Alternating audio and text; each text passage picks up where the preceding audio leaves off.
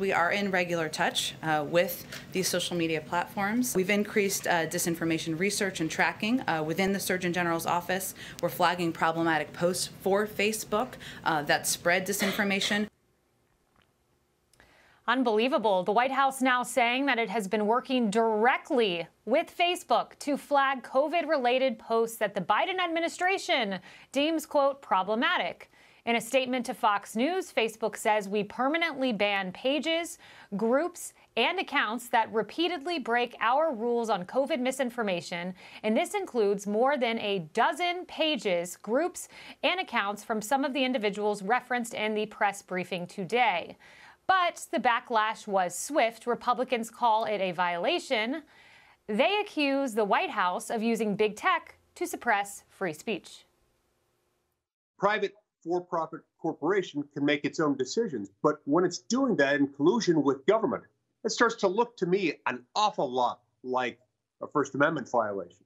But what they're seeking to do is take away your First Amendment rights and have a thought police or a language police. We need to realize that doing away with the First Amendment is one of their goals. This kind of coordination between big government and the big monopoly corporation, boy, that is scary stuff, and it really is censorship. Emily, my mouth dropped open when I heard this quote from Jen Psaki, because the Trump class action lawsuit is alleging that big tech has essentially colluded with government and become a quasi-government actor. And I got to tell you, the Trump lawyers had to have been celebrating, toasting champagne when that was admitted from the podium.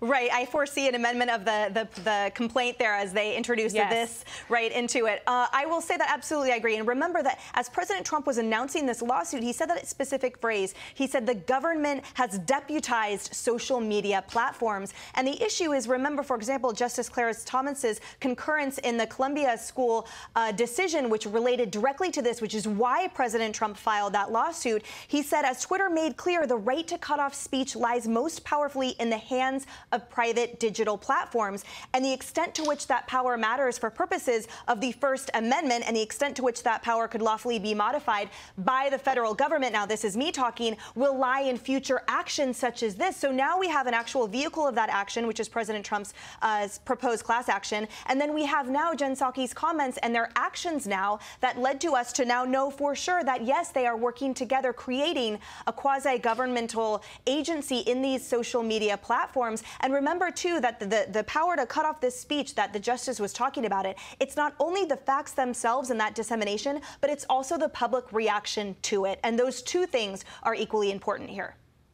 That's right. It was a stunning admission, Tommy. Jen Psaki saying we're in regular touch with social media companies. This, of course, as Fauci had been emailing with Mark Zuckerberg about a coronavirus database. It was called a coronavirus information hub. I believe you've been a victim of social media suppression, Tommy.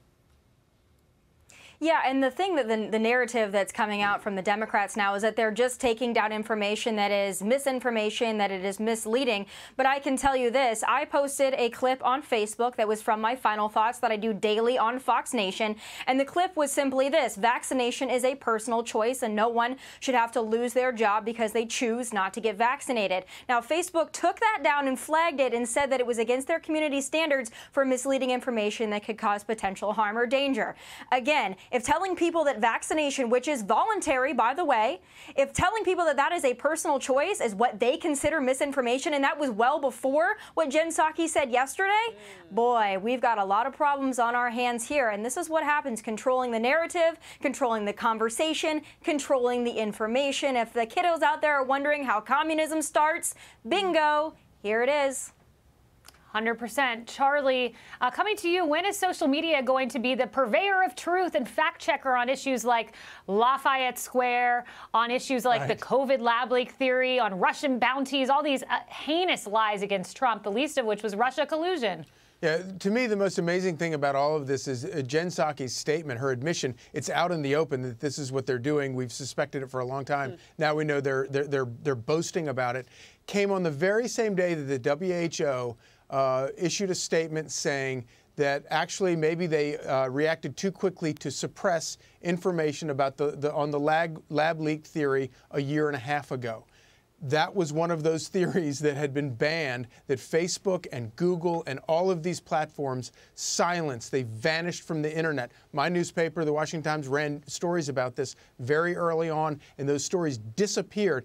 And I look back at that and I think about how many lives might have been saved if they hadn't vanished that information from the internet. Amazing. Really quick, Harris, because producers are saying we got to run, but any thoughts? Look, the Surgeon General floated out his advisory, right? And as part of that, it's a suggestion to big tech that they adjust their algorithms to look for where they think we're making mistakes. Just marinate on that like chicken for a minute.